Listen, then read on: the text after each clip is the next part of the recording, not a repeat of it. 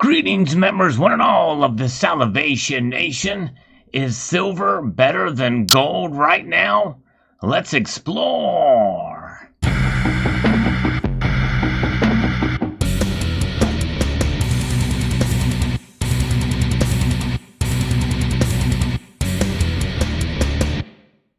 That's the question we're going to try to answer, and immediately it kind of pits one metal against the other. And as most of you know, I don't really like to do that on this channel.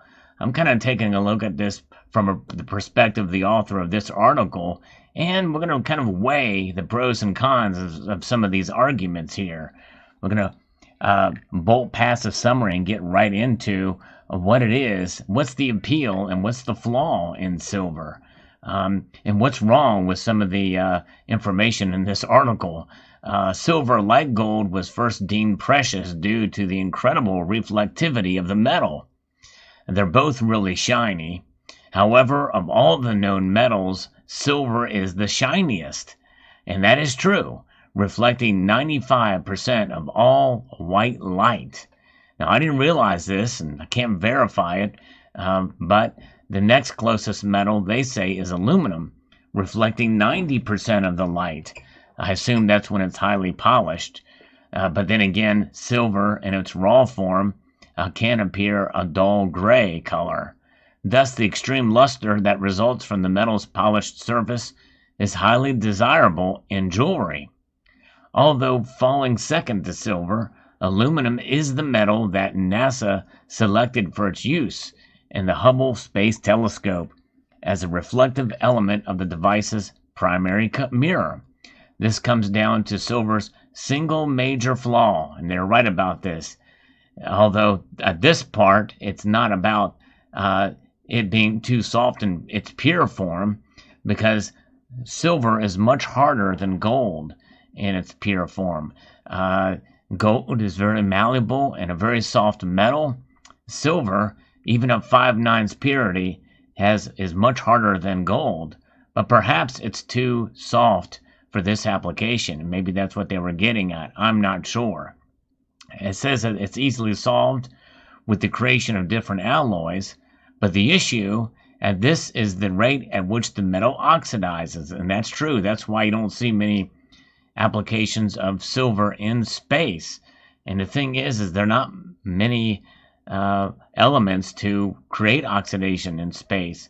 So I'm a little confused by that, but I know that that is a possibility, and perhaps there are enough chemicals around the spaceships and the materials that are used in space to maybe create a chance for some slight oxidation, which you don't want any. So even the slightest could obviously have a pretty big impact on performance. If you've ever owned silver, you are likely rather familiar with the process that the author describes. Without regular polishing, the metal would quickly tarnish and turn a dull, splotchy gray. The rapid decay of silver's most desirable trait is clearly an issue for those hoping to make use of it. NASA needed a material that would stand the test of time and therefore chose aluminum, which would prove to be the better choice over its years of use despite its weaker initial performance by 5%.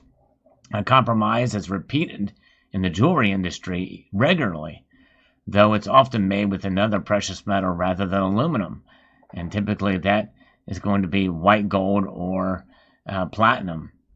And aluminum is very light, and also if you touch it too much, it's somewhat toxic to touch. I did say previously, the author, that the issue wasn't with the softness, but the solution to its softness also has become a bit of an issue. Silver is often combined with nickel, a metal that about 20% of the population is allergic.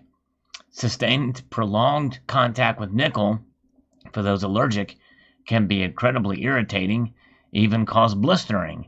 And I will also add again there that aluminum in contact with the skin over a prolonged period of time can cause issues too. Some tie it to Alzheimer's disease. Even with the dulling of the metal, it's enough for a sizable level of the population to not even consider donning silver in the first place. Now, that's talking about the physical properties of the metal. It's not really getting to why silver is better than gold, but I think it's getting something to a point where we're going to be talking about jewelry now. Silver's use in jewelry has nowhere to go but down. However, that may not be the case. Tudor, a subsidiary of the famed watch company Rolex, recently debuted a new watch utilizing a silver case. It utilizes a 925 silver alloy, that's sterling silver for the case, many comparing it to the company's bronze offerings due to the patina that is expected to appear. However, there are some small differentiations that may carry some huge implications. Tudor's bronze watches, the company doesn't actually use any bronze. They use anodized steel to achieve a similar look, but avoid staining the wearer's wrist with oxidation and irritating the skin with nickel. The difference in color is slight, as it's on the back of the watch, would be known by no one but the wearer. Picture, and they say there's a picture below, but I didn't see any picture on this. Tudor could have easily done the same for their new silver watch, but they didn't. The luxury brand certainly doesn't wish to upset their customers with stained wrist or irritated skin. However, etched into the back of one of the lugs, the watch reads AG925AI. Again, the photograph illustrates this, which we're not going to be able to see. The description suggests rather than a nickel-silver alloy or an alloy with a duller metal, Tudor has used aluminum to retain the shine of silver without bringing the high tarnish or irritability caused by other alloys.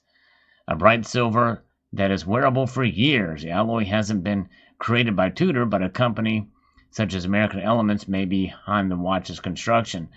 So again, it's talking about silver's increased use in jewelry for some of these applications, even though it wasn't used in space. The Tudor on its own is not impactful enough to bring silver back to its top metal in jewelry, but a strong enough catalyst to demonstrate its wearability. Of course, we've known about silver jewelry for years. There's no secret there, so I kind of don't understand the point of the author with this, utilizing jewelry. So anyways, Tudor doesn't carry any weight on the female jewelry front, but is simply indicative of the possibility for adoption. Modern materials technology has enabled silver to become a dominant precious metal in the industry once again, and demand is likely to rise according to the Silver Institute. Demand is already expected to rebound quite strongly off the back of the pandemic, and we've talked about that before.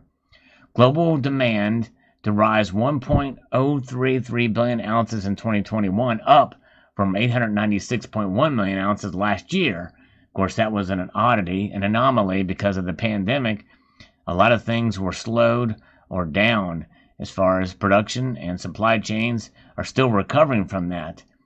Even though it's a 23.3 million ounce oversupply, which isn't great, but it's still down from last year's oversupply of 80.1 million ounces. More importantly, demand figures exclude ETF stockpiling, which is expected to account for additional 150 million ounces. Many of that is in derivatives. They don't have this physical silver to back it up. So 126.7 million ounce production deficit. And of course, it's nothing new that the ETFs, many of them aren't backed. Supposedly Sprott's is, though. That's PSLV for physical silver. While a major return of jewelry is looking likely, silver is also looking to improve its industrial usage, with Goldman Sachs noting that silver's outperformance of gold is in line with the global industry recovery. Industrial applications for silver are expected to rise to a 4-year high, further bolstering the precious metal's recent run.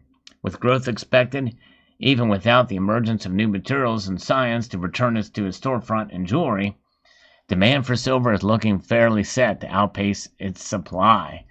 And a lot of those numbers we may not get for quite a while. So that means that the silver price could be low for a while here, through even at some point to the end of the year. We'll find out. We'll certainly see. I know that I'm still bullish, and I still think we're going to hit $30 at least before the end of the year.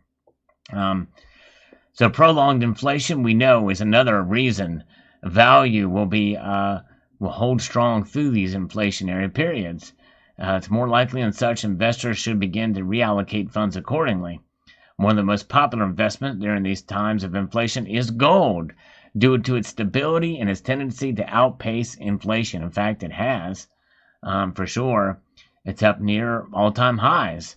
That's within a couple $100 right now, at most. However, as far as from its all-time highs. And so there is some headroom for silver. And you've heard me talk about that before, and it's there. But the thing is, just because there's headroom does not necessarily mean that silver will go there. But the article goes on to say that why you should choose silver over gold. Well, gold is expensive. And compared to silver, there's around 6,700% premium, which is I don't know what to make of that number. That's very strange. I think he meant to say 6.7% premium. Lower premium for gold than there is silver. But what's even more important to look at is the premium that gold currently holds over silver. And maybe that's comparing gold's price over silver. I look at the gold to silver ratio, which is around 67, so maybe that's where they're getting that, which is still relatively high. With the exception of major economic events, silver tends to trade at a fairly similar rate to its more valuable cousin, gold. However, gold has been steadily climbing at a rate faster than silver in recent years, leading into a potential upcoming inflation event. It is overvalued, especially relative to silver. The average gold to silver ratio in modern times is 1 to 60, and is currently at 1 to 67, so it's down from its 5-year high of 1 to 124, and we did see it go to 1 to 126 for a while there, very brief moment of time, but that was an unusual time for sure when that happened. Major sell-offs occurred at that time in March 2020. While this shows that the gap is closing a bit, there's still a fair bit more to close. Totally agree.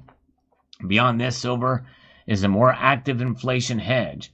While a 1% year-over-year gain in inflation correlates on average to a 6.3 rise in gold prices, silver averages a 17.4% gain in the same period.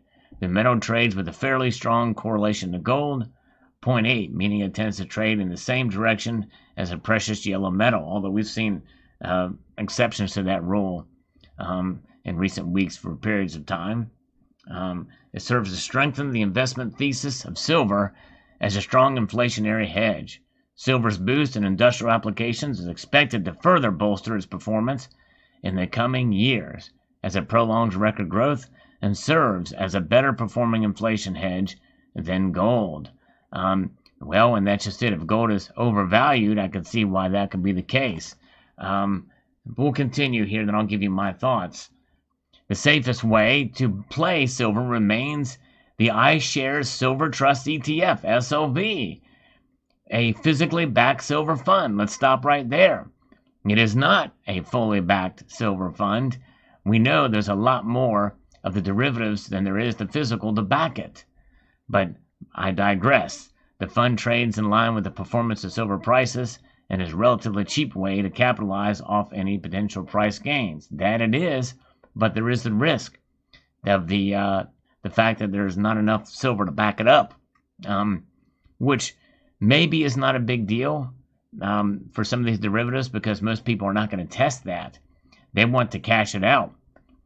And that's why you don't see the premiums that you would see in a physical environment. So it says that the author prefers the AGQ ProShares Ultra Silver ETF because it's a 2 times leveraged fund.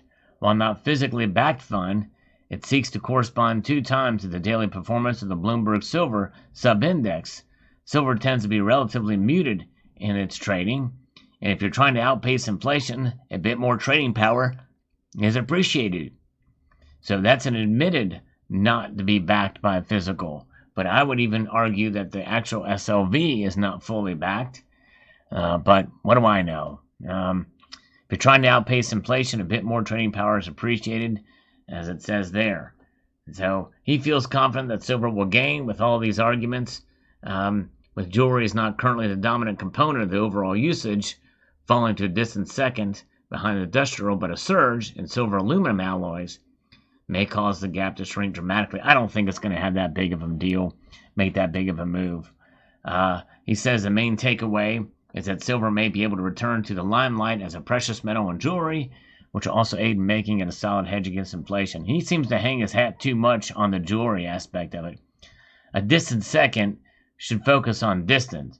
There's a lot of silver jewelry out there. Adding aluminum to it is not going to make it that much better. There's a lot of people that wear sterling silver rings, Tiffany's. There's a whole bunch of it out there. Silver plated stuff, same issue. There's a lot out there. So as an asset to protect against inflation, the author believes that silver is one of, if not the best assets to own at the moment. With greater value growth towards times of inflation, investors can put less money into silver and achieve greater inflation protection if they were holding gold and holding AGQ. So there it is. And the author may have a point in terms of gold perhaps could be overvalued, although I'm still bullish on gold to hit $2,000 this year, some point this year, but it's looking less and less likely as of the recording of this video. Gold is still down even more a little bit. So who knows where we could be. I believe there's a stronger chance that silver may hit 30 than the gold to hit 2,000, but I'm going to stick with my predictions. Not that I take them seriously. I could very well be wrong, but why not? But regardless, is silver better than gold right now? It does have headroom, but silver has been known to kind of just hang out at a certain area for a while, and that area right now is around the high 27s and low 28s, but it wasn't that long ago where it was hanging out at around 25 and 26 and $24 an ounce. So it's taking a step up, but it's not moved a whole lot since then. We'll see what happens. There's a lot of factors that are at play that could keep silver down just as much as to increase it. Although I tell you, it is encouraging to see, that as the economy kind of recovers, so to speak, there are going to be certain aspects, especially with the green technologies, where the demand is going to pick up. And then in a few months, we very well could see silver climb fairly steeply. So there you have it. Hope that answered your question. I think that silver is not necessarily better than gold right now, but I could see the appeal of the headroom and some of the arguments in this article, but also I believe that gold is the ultimate, most stable hedge, even if it's slightly overvalued. I think it's in time it's going to hold on and even surpass these prices. Let me know your thoughts in the comment section below. I'd like to extend a multitude of gratitude to you all for taking the time to watch, and encourage you to please rate, share, comment, and subscribe.